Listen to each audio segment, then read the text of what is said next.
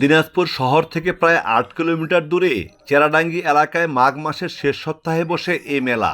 ৭৮ বছর ধরে এই মেলায় চলছে ঘোড়ার বেচাকেনা। পার্লে ঠেকাও, রাজকুমার, বাহাদুর এবং রংবাজ সহ নানা নামের ঘোড়া মেলায় ঘুরতে আসা মানুষের দৃষ্টি কেড়েছে। দ্রুত গতিসম্পন্ন ঘোড়া, আকারে ছোট বড় সহ ৩ শতাধিক ঘোড়া এবারে মেলায় বিক্রির জন্য আনা হয়েছে।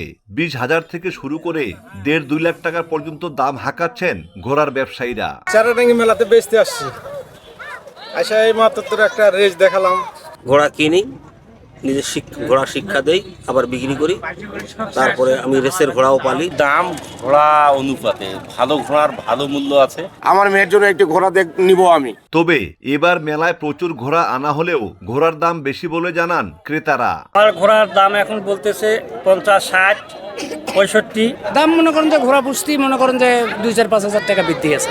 মেলার সার্বিক পরিস্থিতি নিয়ন্ত্রণে রাখতে প্রশাসন সহ সকলের সহযোগিতা কামনা করে আয়োজক কমিটি। গ্রাম বাংলার যে ঐতিহ্যটাকে, এই ঐতিহ্যটাকে তুলে ধরার জন্য, ধরে রাখার জন্য ঘোড়া বিক্রির এই বাজারটা করে থাকি। ৬ ফেব্রুয়ারি থেকে শুরু হওয়া এই মেলা চলবে মাসব্যাপী।